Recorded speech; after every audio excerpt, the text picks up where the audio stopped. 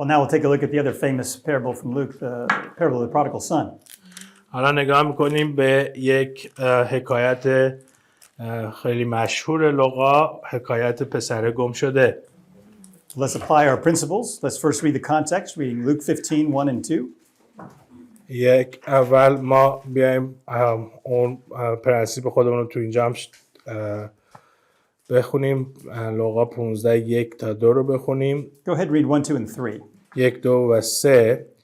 و چون همه باجگیران و گناهکاران به نزدش می آمدند تا کلام او را بشنوند، فریسیان و کاتبان همه کنان می گفتند این شخص گناهکاران را میپذیرد و با ایشان میخورد. پس برای ایشان این مثل را زده گفت. So we see the context. Jesus was eating with tax collectors and sinners, and the Pharisees and scribes were upset with him.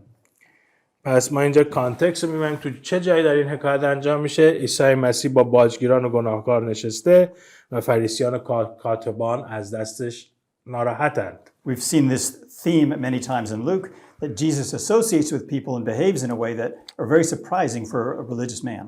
و این موضوع بارها و بارها در لوقا تکرار میشه که عیسی مسیح تو جایی هستش که رهبران مذهبی فریسیان از دستش شاکی میشن. So in response to their complaining about the company he is spending time with, he tells a parable. و برای جواب دادن به شکایت اونها که چرا با اینطور افراد میگرده، عیسی مسیح یک حکایتی رو میگه.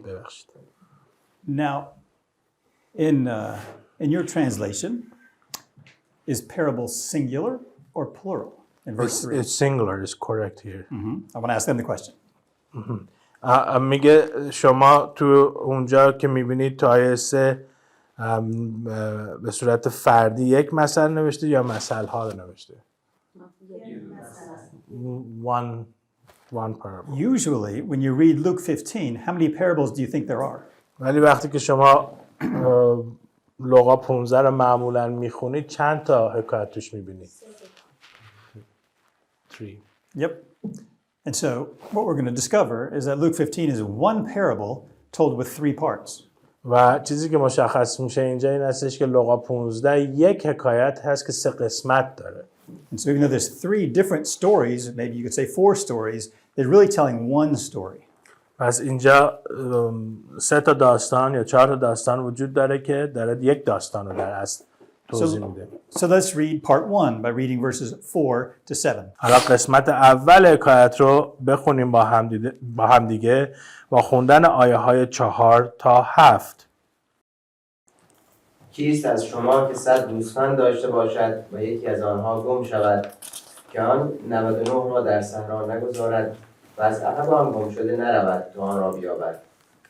پس چون آن را یافت به شادی بر دوش خود میگذارد و به خانه آمده دوستان و همسایگان را میطلبد و به ایشان میگوید با من شادی کنید زیرا گوسفند گم شده خود را یافتم. به شما میگویم که برای این منوال خوشی در آسمان رخ مینماید به سبب توبه یک گناهکار بیشتر از برای 99 عادل که احتیاج به توبه ندارد. So he tells a story about a shepherd. حالا داستانی میگه در مورد یک شبان. You imagine him at the end of the day counting the sheep that have returned. و آخر شب داره میشماره گوسفندانی که اومدن. 97, 98, 99. One's missing. 97, 98, 99 یکی نیست. He counts again, 99, one's missing. دوباره میشماره 99 تا یه دونه گمه. Now to the shepherd, one sheep matters. و برای یک چوپان یک دونه گوسفند هم مهمه. He doesn't say, oh, I have 99, who cares about the other sheep? نمیگه 99 تاش هستن دیگه حالا مهم نیست یکی دیگه. He cares about the sheep who is lost, so he goes searching.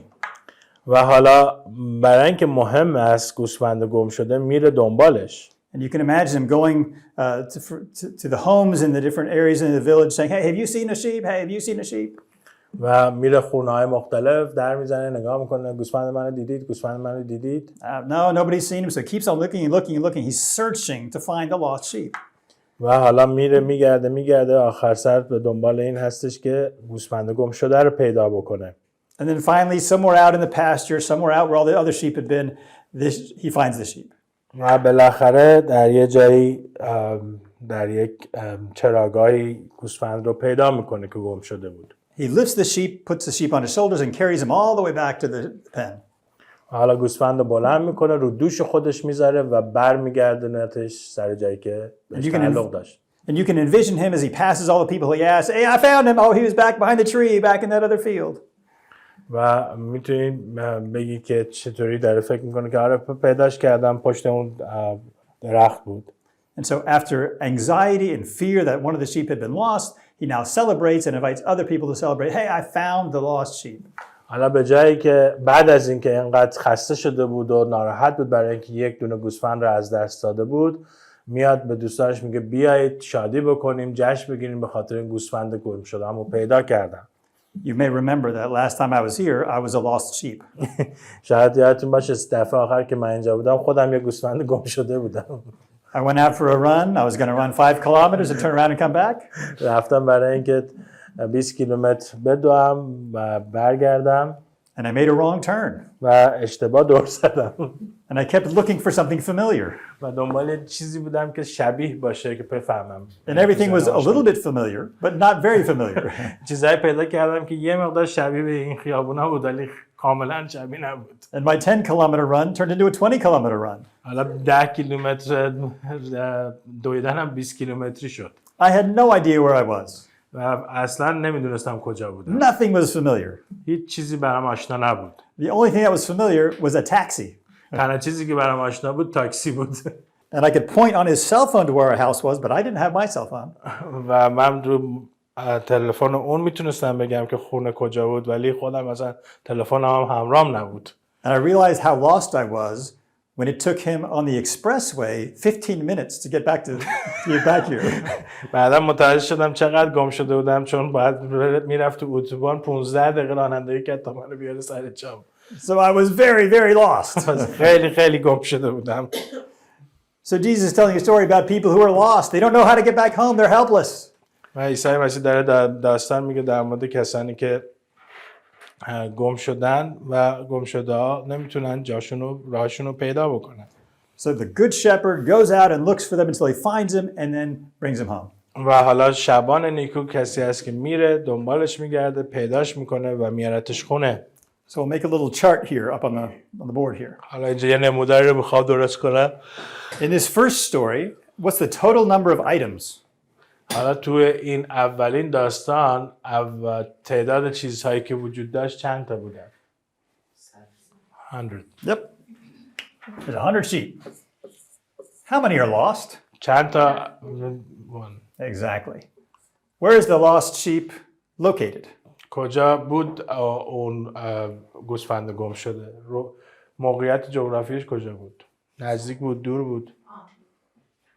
صحرا. دور بود. Far away. We'll say the far field. He's in some field that's far away. توی یک صحرا مزرعه‌ای که دور بود. What will happen if the shepherd does not find him? حالا چه اتفاقی میافتاد اگر چوپان پیدا نمی‌کرد این یه دونه رو؟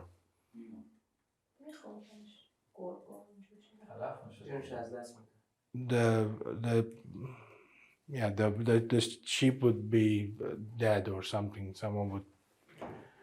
The sheep's life is at risk from a predator, and probably in a far field, the sheep will eventually die. از اونجا تومه میشد یکی میگرفت میخوردش. Now, I told you that there's usually one main point in a parable. من بهتون گفتم در حکایت معمولاً یک نکته اصلی وجود داره. What's the main point of this parable? حالا نکته اصلی این حکایت چیه؟ شبانی که می‌خواست بره پیدا کنه که A good shepherd that is really looking for his sheep. That's a very good point, which is the main point of John's gospel. این قسمت خیلی درسته ولی تو انجیل یوحنا اینجوریه. But Luke actually tells us the main point in verse 7. تو آیه 7 خودش اصلا میگه به ما که موضوع اصلی چیه.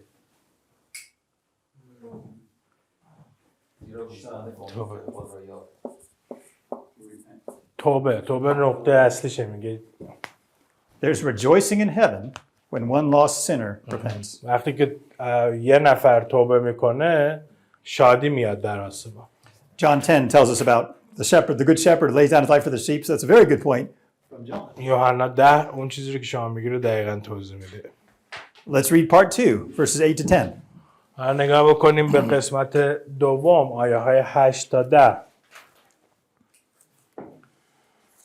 یا کدام زن است که 10 درهم داشته باشد هرگاه 1 درهم گم شود چراغی افروخته خانه را جاروب نکند و با دقت تفحص ننماید تا آن را بیابد و چون یافت دوستان و همسایگان خود را جمع کرده میگوید با من شادی کنید زیرا درهم گم شده را پیدا کردم. همچنین به شما میگویم شادی برای فرشتگان خدا روی میدهد به سبب یک خطاکار که توبه میکند. So here we read about a woman who's lost something in her house. ما حالا داریم صحبت میکنیم در مورد زنی که یک چیزی رو تو خونش گم کرده. She has 10 silver coins. Presumably these are very valuable coins. 10 تا درهم داره، پول نقره داره که خیلی ارزشش بالاست. And so she looks all over the house to find it. و دنبال همه خونه رو میگرده که پیداش کنه. She looks behind the couch. دنبال پشت مثلا مبل میگرده. Looks in her notes. هم نگاه میکنه به نوتاش. She looks a third, a fourth, a fifth time. یه بار، دو بار، سه بار، چهار بار، 5 بار نگاه میکنه، میگرده همه جا رو. A friend stops by and she says, I can't find my coin. I gotta find it. من پیدا نمیتونم بکنم درهمامو. And then I don't know if it's after an hour or after a week, she finally finds it. و بعد از شاید 1 ساعت، شاید 1 هفته بالاخره پیداش میکنه. I don't know how many of you wear glasses, من نمیدونم چند نفر از شما عینک میزنید. but have you ever looked for your glasses? آیا تا حالا دنبال عینکت گشتی؟ I put them down. I know they're here, but I can't find them. من میذارمشون پایین، میدونم اینجاست ولی بعد پیداش نمیتونم Where بکنم. are my glasses? عینکم کجاست؟ Oh, I'm wearing them. بعد شما میگم خودش رو صورتمه. Or maybe they were here. Where are my glasses, right? Or the cell phone. نه یا اینکه Right? تلفن. Probably every second day we're looking for our cell phone, right? فکر کنم هر روز در میون دنبال تلفنم یه بار میگردیم. Now, my phone is the ring is always off because I don't want to be interrupted. من همیشه روی سایلنت موبایلم. But sometimes we call our phones, right, from the other phone, so maybe we hear the bzz, bzz, bzz, right? و مثلا با یه تلفن دیگه تلفن رو زنگ میزنیم که فقط صدای اون ویبرش میاد. I just had my phone. میگم الان دستم بود تلفنم. And now 10 seconds later, I can't find it. و 10 ثانیه بعدش نمیدونم کجا گذاشتمش. We look and we look. We ask our wife, our children, where's my phone? و میپرسم از بچه‌ام، از خانمم کجاست تلفن من؟ So here Jesus is telling a parable about something that's lost in the house. حالا داره عیسی مسیح صحبت میکنه توی این حکایت در مورد چیزی که توی خونه گم شده. I know it's nearby. میدونم این دور و بر هست. I just had my glasses. میدونم من هم دستمو در آن عینکم. But I can't find it. ولی پیداش نمیتونم بکنم. We're exasperated. و ناراحتم، هیجان دارم به چرا پیدا نمیشه. But then the students say, Dan, your glasses are on your head. وقتی میگه که دن عینکت رو کلته. And I'm so relieved. بعد خیالم راحت میشه. Thank you. Now I found my glasses. حالا من عینکم پیدا کردم. So it's the same story with a slightly different twist. و پس داستان شبیه ولی یه خورده فرق میکنه. So, in this story, what's the total number of objects? تو اینجا چند تا چیز وجود داره؟ 10. How many are lost? one. Yep. Where is it lost? کجاست؟ In the house? Near in the house.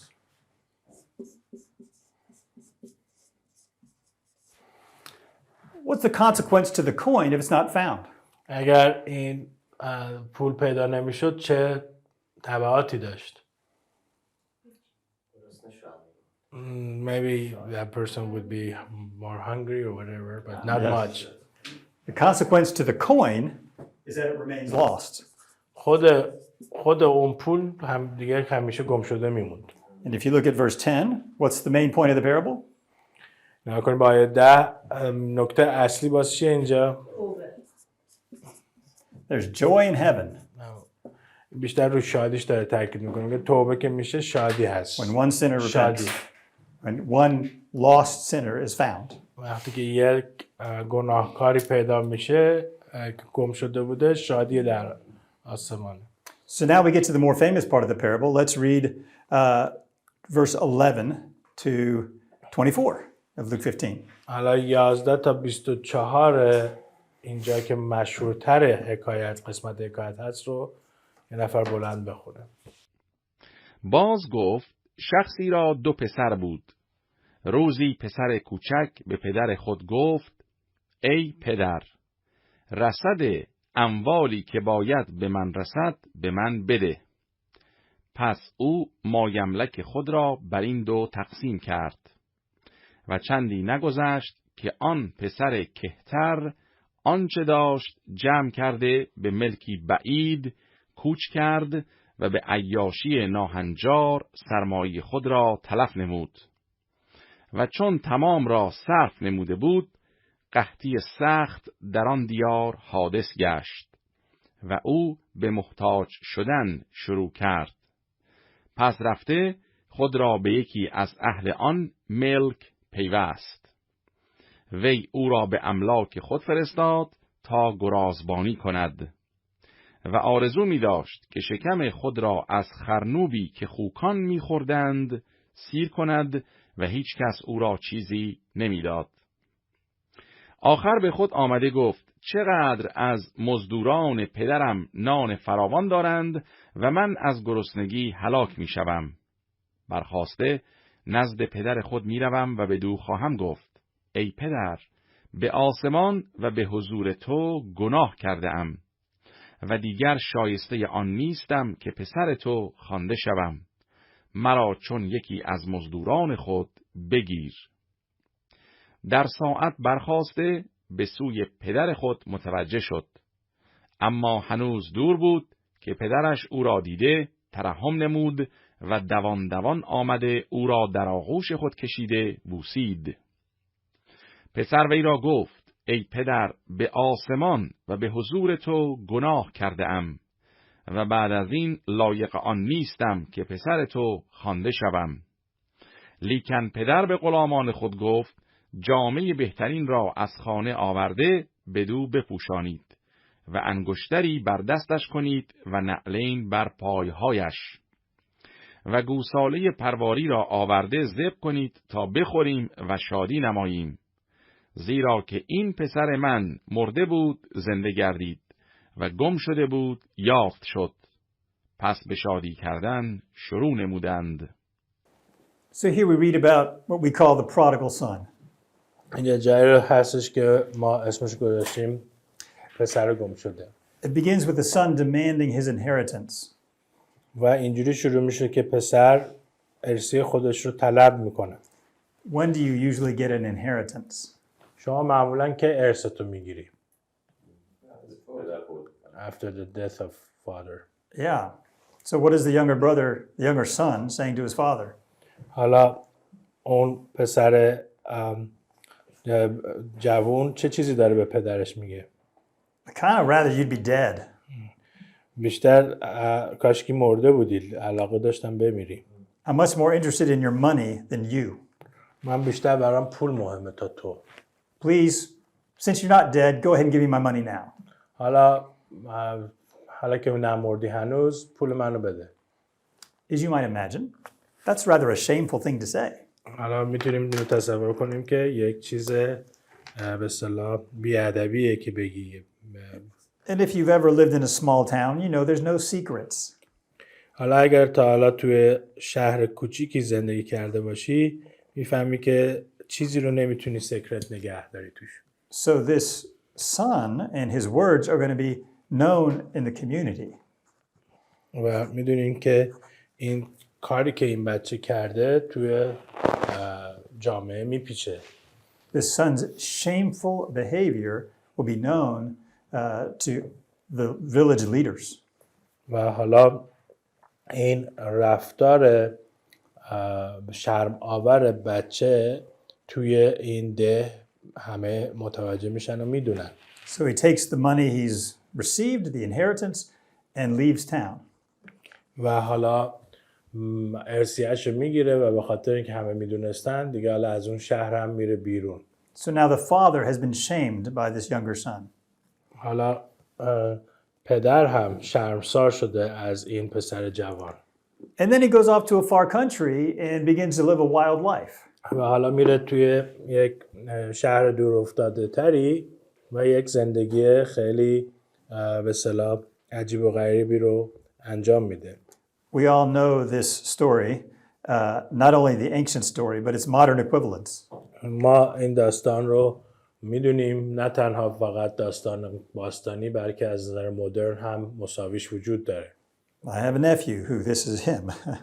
من یک برادرزاده یا هرچی خواهرزاده داشتم که پسر اینجوری بود.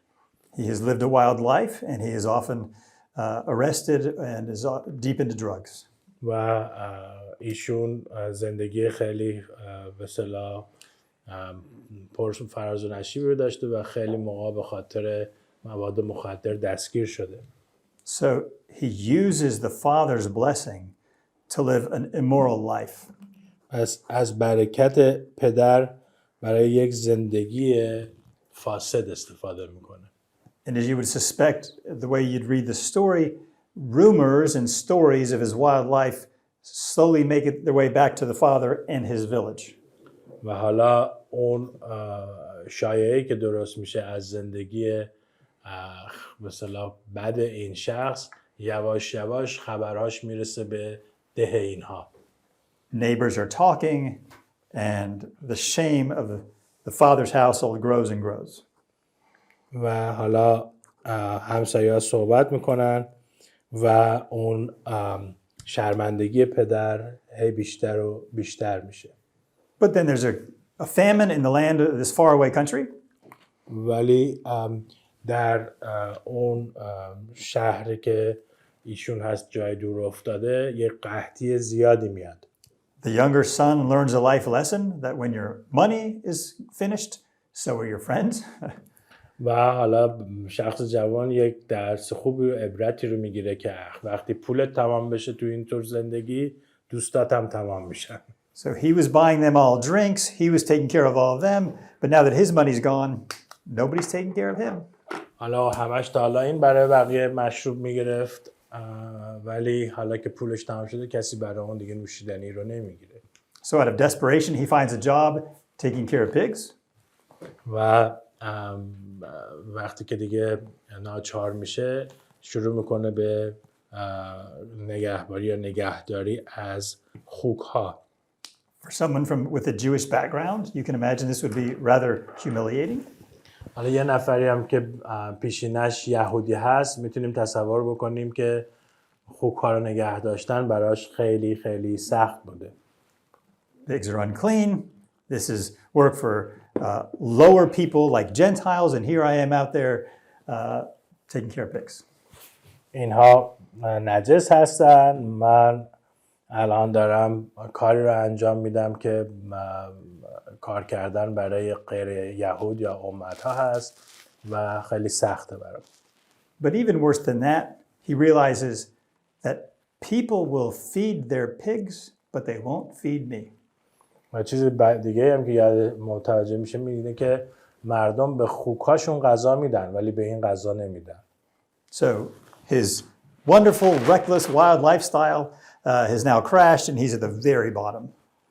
و حالا این زندگی فوق‌العاده‌ای که برای خودش تصور میکرد و زندگی میخواست بکنه اینجوری با فساد تمام شد دیگه.